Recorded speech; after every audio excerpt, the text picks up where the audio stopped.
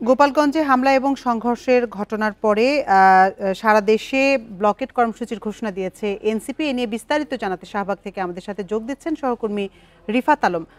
রিফাত আলম, সকাল থেকে দফায় দফায় হামলা এবং সংঘর্ষের ঘটনার পর সারা দেশে ব্লকেট কর্মসূচির ঘোষণা দিয়েছে এনসিপি এবং রাজধানীর শাহবাগে বিকেল ৫টার পর থেকে এনসিপি নেতাকর্মীরা জড়ো হতে শুরু করেছে।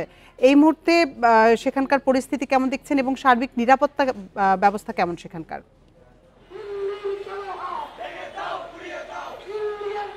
আজকে যে জুলাই গত এক বছরের যে তাদের যে জুলাই আন্দোলনের যে বর্ষপূর্তি ছিল, সেই বর্ষপূর্তি এনসিপির যে জুলাই পদযাত্রা ছিল সেই পরিপ্রেক্ষিতেই তারা গোপালগঞ্জে তাদের সমাবেশ করতে গিয়েছিল এবং সেখানে ইতিমধ্যে আমরা বিষয়টি জানি, সেখানে হামলা হয়েছে এবং অনেকেই আহত হয়েছে। সে তার যে প্রতিবাদ, সেই প্রতিবাদেই এই মুহূর্তে শাহবাগে সহ অন্যান্য জায়গায় আন্দোলন করছে, বিক্ষোভ কর্মসূচি পালন করছে এবং ব্লকেট কর্মসূচি পালন করছে কয়েকটি সংগঠন। আমি একটু দেখানোর চেষ্টা করছি আপনাকে।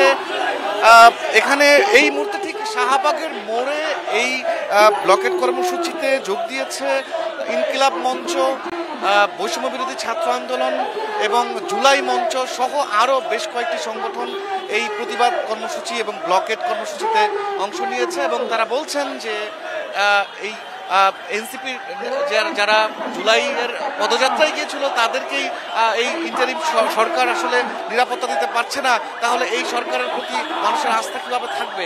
তো যে সেই জায়গা থেকে তারা এই বর্তমান যে অন্তর্বর্তী সরকার রয়েছে সেই অন্তর্বর্তী সরকারের পুনর্গঠনের দাবি জানিয়েছেন। দ্রুত সময়ের মধ্যে এই অন্তর্বর্তী সরকারের পুনর্গঠন তারা দাবি করছেন এবং এই মুহূর্তে শাহবাগের মোড়ে 5:30 থেকেই এই বিক্ষোভ এবং ব্লকেট কর্মসূচি চালু হয়েছে এবং এর কিছু অংশ কিন্তু ঢাকার কয়েকটি গুরুত্বপূর্ণ স্থানে ছড়িয়ে পড়েছে এবং ঢাকার উত্তরাতেও এরকম ব্লকেট কর্মসূচি চলছে।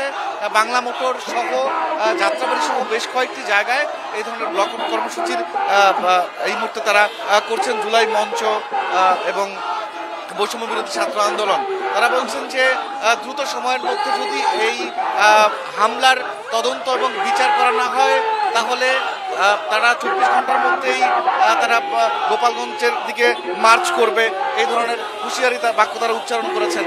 এই মুহূর্তে তারা বিভিন্ন স্লোগান দিচ্ছেন যে আসলে সরকারকে বলছেন যে দ্রুত সময়ের মধ্যে আসলে যদি পুনর্গঠন না করা হয়, অর্থাৎ উপদেষ্টাদের ব্যর্থতার কথা তারা বলছেন যে অন্তর্বর্তী সরকারের যে ব্যর্থতা, এই অন্তর্বর্তী সরকার জাতীয় নেতাদের সুরক্ষা দিতে পারছে না, এই অন্তর্বর্তী সরকার আগামীতে মানুষের সুরক্ষা দিতে পারবে না।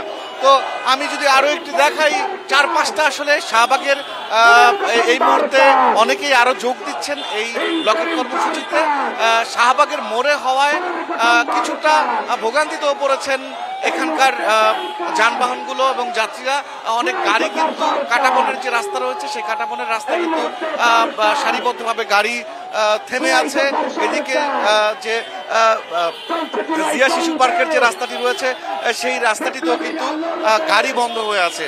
তো মূলত ব্লকেট কর্মসূচির কারণে কিন্তু মূলত শাহবাগের আশপাশের যে রাস্তাগুলো রয়েছে সেখানে একটি ভোগান্তির সৃষ্টি হয়েছে।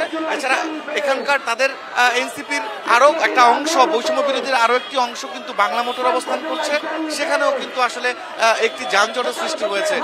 এখন এখানে আরও কিছুক্ষণ পরপরই গুচ্ছভাবে ছাত্ররা, ঢাকা বিশ্ববিদ্যালয়ের ছাত্ররা এবং বৈষম্য বিরোধী ছাত্র জুলাই মঞ্চ এছাড়া অন্যান্য যে সংগঠন রয়েছে তারা এখানে এসে উপস্থিত হচ্ছেন এবং তারা বলছেন যে এই গোপালগঞ্জ হামলার বিষয়ে দ্রুত তদন্ত এবং সরকারের যে পুনর্গঠন না হলে তারা এই বিক্ষোভ কর্মসূচি চালিয়ে যাবে। শাহবাগ থেকে জানাচ্ছিলেন আমাদের সহকর্মী রিফাত আলম। এবার আমরা যেতে চাই বাংলা মোটরে, সেখানে আছেন আমাদের সহকর্মী শিকদার মেহেদি হাসান। মেহেদি, আমরা শাহবাগের পরিস্থিতি শুনছিলাম, বাংলা মোটরের এই মুহূর্তের পরিস্থিতি কেমন? এখন তো অফিস ছুটির সময়, সড়কের পরিস্থিতি কেমন দেখছেন? জনজীবনে জনমানুষের ভোগান্তির চিত্র জানাবেন। বলবেন আসলে আজকে যে হামলা হয়েছে গোপালগঞ্জে? ভাই, গোপালগঞ্জে আমরা কিন্তু ঠিক বাংলা মোটর যে মোড়, সেই মোড়েই কিন্তু অবস্থান করছি, যেখানে আসলে এনসিপির যে অস্থায়ী কার্যালয়, সেই কার্যালয়ের সামনেই আমরা রয়েছি। যদিও আসলে এখানে আমরা বেশ কিছু জায়গা থেকে জানতে পেরেছি যে আজকে গোপালগঞ্জে যে এনসিপির নেতাকর্মীদের উপরে যে হামলা, সেই হামলার প্রতিবাদে তারা বিভিন্ন জায়গায় যে ব্লকেট কর্মসূচি ঘোষণা করেছে তারই পরিপ্রেক্ষিতে বিভিন্ন জায়গায় আসলে ব্লকেট কর্মসূচি তারা পালন করছে। কিন্তু এখন পর্যন্ত আসলে আমি যদি আপনাদেরকে দেখাই যে আসলে তাদের এই যে বাংলা মোটরের যে অবস্থান, এই বাংলা মোটরের জায়গা থেকে কিন্তু কোনো ধরনের সেরকম কোনো নেতাকর্মীকে আমরা দেখতে পাচ্ছি না, এবং তারা এখান থেকে যে ব্লকেট কর্মসূচি সেটা কিন্তু আসলে এখান থেকে তার কোনো প্রতিফলন আসলে এখানে নাই। তবে সন্ধ্যা 8:30 নাগাদ কিন্তু তারা বলেছে যে এখান থেকে একটি মশাল মিছিল তারা বের করবেন, যে আসলে গোপালগঞ্জে যে ন্যাক্কারজনক যে ঘটনা, অর্থাৎ ছাত্রলীগ যুবলীগের যে সন্ত্রাসী হামলা, সেই হামলার প্রতিবাদে তারা আসলে এই মশাল মিছিলটি বের করবেন এবং এখানে একটা প্রতিবাদ মিছিলও তারা করবেন বলে আমরা জানতে পেরেছি।